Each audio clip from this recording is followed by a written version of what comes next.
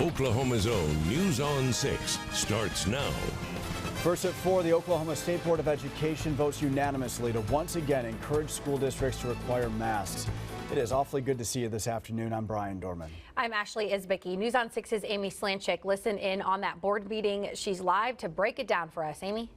Brian and Ashley, before the vote, 3 doctors and the Oklahoma Institute for Child Advocacy CEO spoke at the board meeting, all emphasizing that masks make a difference in slowing the spread of COVID-19. One doctor said it would be fortunate if we had a statewide mandate for masks. All board members voted in favor of another resolution which says the state education leaders implore Oklahoma school boards and district superintendents to require students and staff to wear face masks on public school campuses and within district vehicles, and especially when in classrooms or other large gatherings. Board member CARLISHA Williams-Bradley raised the point this resolution does not actually require school districts to do anything. I do wonder the purpose of the vote on this and of a resolution. It seems performative when it is just us saying we want school districts to, or strongly encourage them to adhere to recommendations that were made. So I struggle with the purpose of the resolution versus just this conversation that's taking place right now, because it doesn't require any action. Another board member characterized today's vote as putting an exclamation point on what was already voted on in July. Amy Slanchik, Oklahoma's own News on 6. The latest numbers from the Oklahoma State Health Department show more than 2,300 new cases of COVID-19 in the past 24 hours. There have been 11 additional deaths identified, none in the past 24 hours. 1,200 Oklahomans are currently in the hospital with the virus. Starting on Monday, older students in Jinx will move to distance learning for 3 weeks. Because of rising cases and staffing shortages, this is for students in grades 7 through 12. In-person learning will pick back up on Monday, December 7th.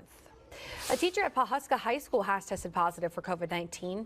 The district says students were not within 6 feet of that teacher and will not need to quarantine, but middle and high school students will switch to virtual learning tomorrow only so that the district can sanitize all areas.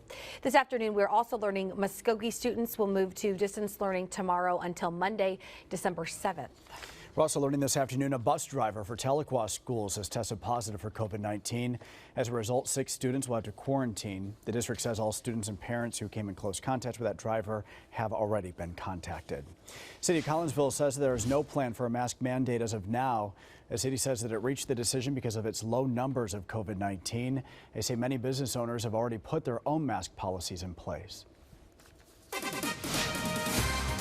All right, I don't know about you, but it was a gorgeous day. If you had a chance to step outside, oh my goodness, it was cool, chilly this morning. Had a few sprinkles that passed on through.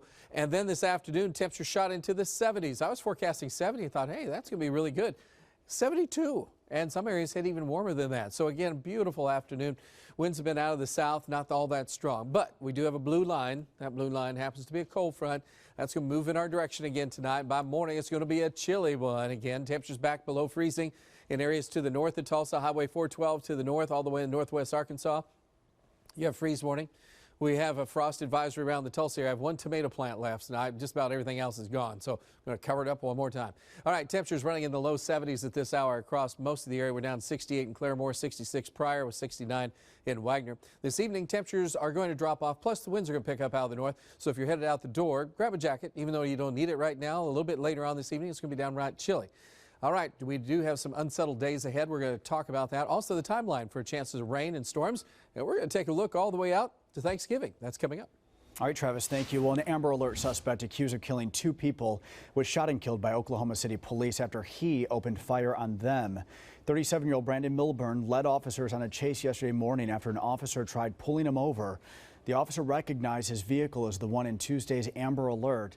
9 officers were involved in that shootout. 1 of them was shot in their bulletproof vest, but is expected to survive. Police confirm Milburn took his 14-month-old child after killing his girlfriend earlier that day. Investigators also tied Milburn to 2 carjackings, one in which turned deadly. Hundreds of families are getting help from a local nonprofit with weekly food donations. News on 6's Mallory Thomas is live with how police are helping as the need from the pandemic continues to grow. Mallory? This is an empty parking lot now, but earlier today there were hundreds of families who were lined up all getting food donations. Organizers tell me that they don't see any signs of things slowing down.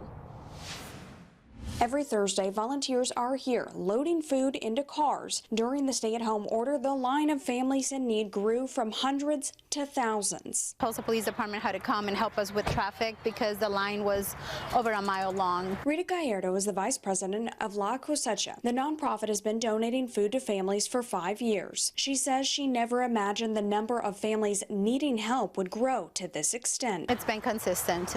There's a great need out there, and we always receive phone calls from people that are needing help. She says everyone you see helping is a volunteer, and some Tulsa police officers also come on Thursdays to help load food or deliver donations to families who can't make it to the pickup. The food helps families in Tulsa and neighboring towns too. Out by Wagner and Hobart, they have a senior center with older people. They're like 70 to 90 something.